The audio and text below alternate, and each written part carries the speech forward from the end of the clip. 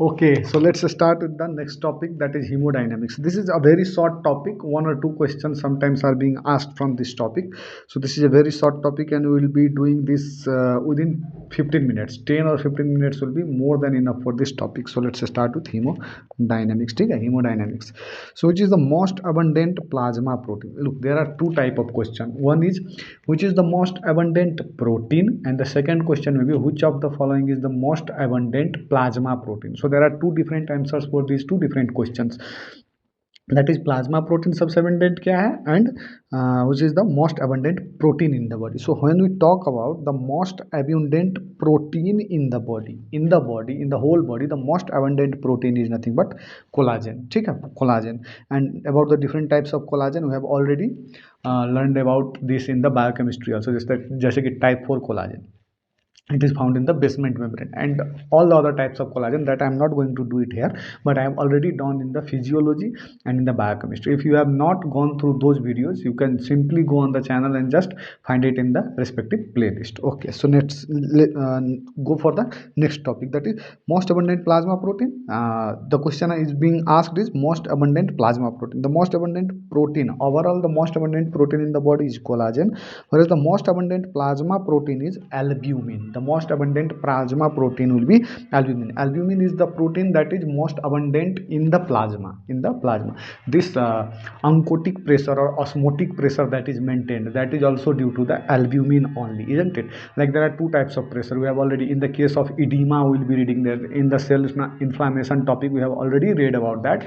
There are two types of pressure inside a blood vessel, that is hydrostatic pressure and the oncotic or osmotic pressure. That oncotic or osmotic pressure is maintained due to albumin, that keeps everything inside the vessel, and the hydrostatic pressure tends to take the things outside. And if there is some balance always between them. If that hydrostatic pressure either increases or that osmotic pressure either decreases, in both the case the fluid will leak out to outside, that is outside from the vessels, and that will lead to generally edema, that we have already seen. So इसमें और देखें क्या है, यहाँ पे देखो fibrinogen है, clotting factor में काम आ गया है ना, ये जनरली ग्लोब्यूलिन प्रोटीन की बात हो रही है।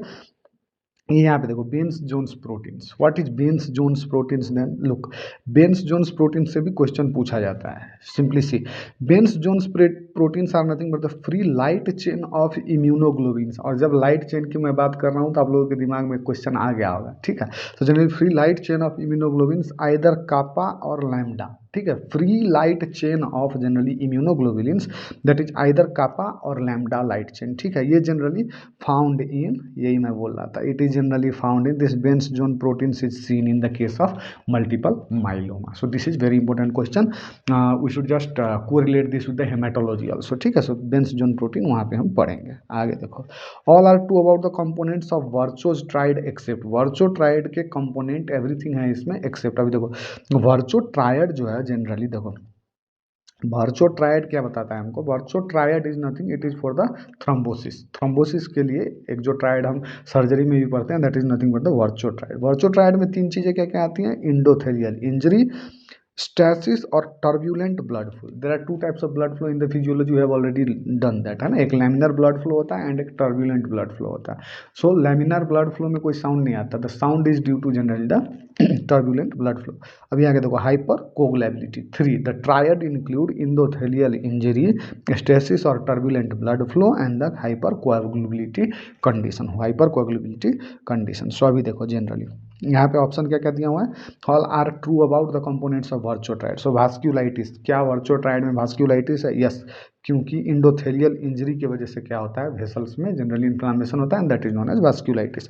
टर्बुलेंस इन आर्टरी, हाँ होता है. कैसे होता है? Due to abnormal blood flow, that is arterial thrombosis अगर हो गया तो ब्लड फ्लो क्या हो जाएगा? abnormal हो जाएगा, and due to that there will be turbulence in the artery. If you see what, this is not a direct question है, डायरेक्ट ऐसे करके नहीं दिया है ना, इसके जो आउटकम्स है उसमें से क्वेश्चन पूछे गए हैं. So generally the third option we have is that is stasis in vein. Stasis in vein generally क्या होता है? एबनॉर्मल ब्लड फ्लो होगा, there will be venous thrombosis and due to that stasis will take place. ये होगा. So increased protein C, increased protein C will be there और not? नहीं. Protein C क्या है? Anti coagulant. और यहाँ पे क्या है? हाइपर कोगुलेबिलिटी, यानी कि ज़्यादा कोगुलेटिव कंडीशन है। अगर प्रोटीन सी हुआ तो एंटी कोगुलेटिव है, तो ये तो मैच नहीं कर रहा है, क्योंकि there is in the triad we have seen that there is hyper coagulability. So protein C is an anti coagulant and increased protein C that is less coagulation, और यहाँ पे कोगुलेशन तो ज़्यादा है। So this is not the component of Virchow's triad. So इस हिसाब से हमको आंसर निकालना यहाँ से सीखना होगा। आगे देखो, all are true about the arterial thrombosis except. Arterial thrombosis के लिए सब ट्रू हैं एक्सेप्ट, देखो थ्रोम्बोसिस सबसे मेजर चीज़ समझना होगा हमको कि थ्रोम्बोसिस है क्या। Thrombosis is nothing but a formation of a clot. A clot formation takes place, that is clot is always solid mass in the unruptured CVS, in the unruptured, rupture हो गया तब नहीं, unruptured cardiovascular system, ठीक है, cardiovascular system obstructing the flow of the blood, और normal flow of the blood को अगर obstruct कर रहा है then it is nothing but the thrombosis. So thrombosis is a formation of a clot that is solid mass in the unruptured CVS obstructing the flow of blood, ठीक है। Rupture होने के बाद हो गया तो वो तो क्या हो जाएगा, जनरली थ्रोम्बोसिस नहीं होगा, वो फिर रप्चर होने के बाद नहीं होगा। सो जनरली उतना याद रखना है। तो देखो this thrombosis can be divided into 2 portions, और इससे बहुत सारे क्वेश्चंस भी आते हैं हीमोडायनेमिक्स में। अगर मैं बोलूँ कि एक क्वेश्चन जो आपको करना ही करना है तो वो क्वेश्चन होगा जनरली दिस थ्रोम्बस वाला टॉपिक, ये कभी भी मत छोड़ना, क्योंकि जो क्वेश्चन आएगा वो यहीं से आएगा most of the times. So there are 2 types of thrombus, arterial thrombus and venous thrombus, ठीक है। Arterial thrombus generally white thrombus भी बोलते हैं इसको। Arterial thrombus is also called as white thrombus as they contain more platelet and less fibrin, they contain more platelet and less fibrin. Venous thrombosis को क्या बोलते हैं हम, red thrombus as they contain more RBC and less platelets will be there. This arterial thrombus will move in the retrograde movement, there will be retrograde movement of the arterial thrombus and incomplete, it will cause incomplete occlusion, whereas the venous thrombus moves in the anterograde manner and there will be complete occlusion। यहाँ पे देखो एक figure दिखाता हूँ आप लोगों को और क्लियर होगा। देखो ये अगर प्रियंका मैम का आप लोगों ने अगर लेक्चर किया तो वहाँ पे उन्होंने बहुत ईजी तरीके से इसको बताया था। देखो ये एक ऑर्गन है ना, ऑर्गन पे ब्लड सप्लाई जा रहा है ना, ये जनरली देखो ये क्या है, आर्टरी है, और ये क्या है, when. When away from the organ and artery towards the organ जा रहा है। सो इसमें देखो अगर यहाँ पे थ्रोम्बोसिस हो गया तो दिस थ्रोम्बस, इसका जो मूवमेंट होगा दैट विल बी रेट्रोग्रेड। कैसा होगा, रेट्रोग्रेड, अपोजिट। और ये अगर यहाँ पे थ्रोम्बस बना तो this will be anterograde movement. ये कैसा मूवमेंट दिखाएगा, एंटीरोग्रेड मूवमेंट दिखाएगा। वही यहाँ पे बताया जा रहा है। देखो ये आर्टरी में जो होता है आर्टेरियल थ्रोम्बस, ये व्हाइट होता है due to more platelet, mural होता है, लाइन्स ऑफ जैन इसमें प्रेजेंट होते हैं and it can cause ischemia, it cause, ये बहुत इंपॉर्टेंट है। The arterial, generally arterial supply तो ऑक्सीजनेटेड ब्लड जाता है ऑर्गन में, अगर इसने जनरली क्या किया, ब्लॉक किया तो ऑर्गन में क्या हो जाएगा, इस्चीमिया हो जाएगा। But if we see in the anterograde manner कहाँ पे मूव करता है, एंटीरोग्रेड मैनर में मूव करता है generally in the vein, and vein में क्या होता है, this is also called as red because of more RBC, this is red thrombus, this is occlusive in nature and lines of Zahn is absent, line of Zahn is absent and it causes oedema, it causes what, oedema. दो चीज़ें याद रखना, so what ischaemia and what oedema, किससे होगा generally, कौन सा thrombus क्या करेगा, very important topic from this point, ठीक है। यहाँ से बहुत ज़्यादा इंपॉर्टेंट ये है। तो जनरली देखो all are the true about arterial thrombosis. Arterial thrombosis कैसा करता है, इनकम्प्लीट ऑक्लूजन, यहाँ पे दिया है complete lumen obstruction, so this is not true, this is in the case of venous, ठीक है। This is venous thrombus will cause this. आगे देखो which is the most common site of arterial इम्बोलाइजेशन।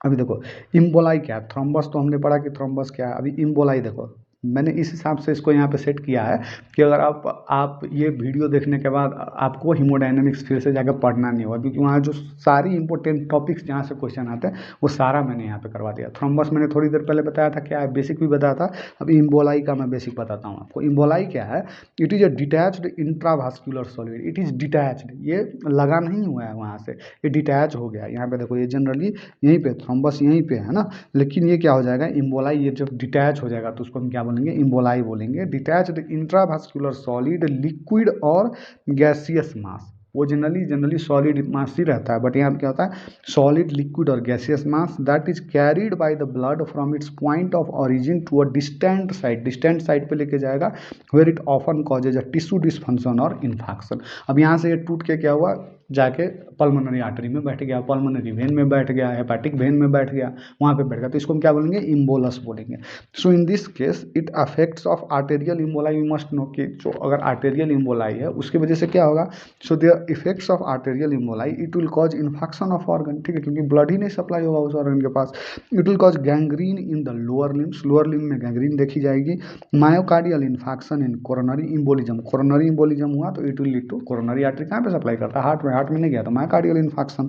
Sudden death can be there due to the middle cerebral artery embolism, ठीक है, middle cerebral artery embolism. So this is very dangerous, ठीक है। सो यहाँ पे देखो और 2-3 चीज़ें यहाँ पे पढ़ो, देखो आर्टेरियल का, ये हमने यहाँ पे क्या आर्टेरियल एम्बोलाई की बात की थी, इफेक्ट्स ऑफ आर्टेरियल एम्बोलाई। अभी आर्टेरियल एम्बोलाई सबसे ज़्यादा होता कहाँ है, this is lower extremities followed by brain, intestine and then the kidney. So venous thrombosis की अगर हम बात करें तो generally deep leg veins below the knee, है ना, deep leg veins below the knee.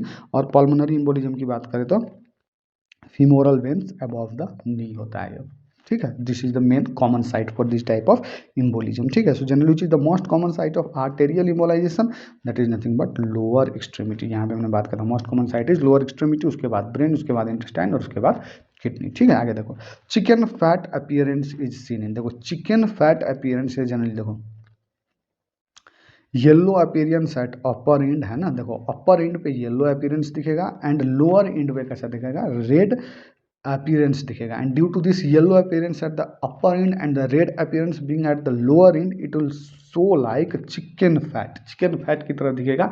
और इसी को हम क्या बोल देते हैं, जनरली चिकन फैट अपीयरेंस बोल देते हैं। And this is seen mostly in the postmortem clots, ठीक है, पोस्टमॉर्टम क्लॉट्स, मरने के बाद जो क्लॉट फॉर्म होते हैं उसमें ऐसा दिखता है, ठीक है। चलो all are true about white infarcts except everything is true here about the white infarcts। white infarcts में generally क्या होगा, देखो edema is present occurs in organs with endarterial supply well defined margins and coagulative necrosis। देखो white इन्फार्क्ट्स की बात की जा रही है, इस्चेमिया के कारण से हुआ होगा, that is generally coagulative necrosis देखा जाता है and that is true statement, ठीक है।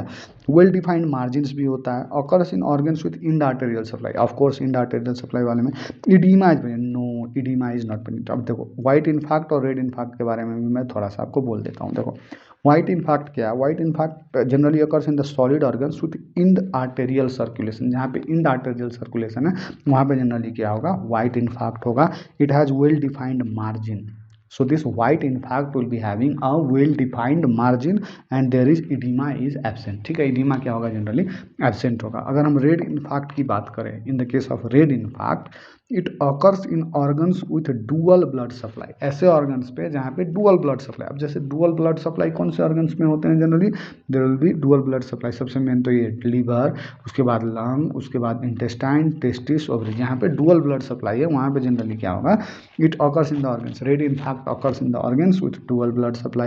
the venous occlusion leads to red infarct, venous occlusion जो होता है that will lead to red infarct like in ovarian torsion। who will talk about this ovarian torsion के बारे में हम generally जब गाइने पढ़ेंगे तो वहाँ पे हमको बहुत ज़्यादा इसके बारे में पढ़ना है वहाँ पे। So venous occlusion leads to red infarct, कम से कम इतना याद रखना कि इन्फार्क्ट कैसा होता है वहाँ पे, red infarct will be seen in the ovarian torsion.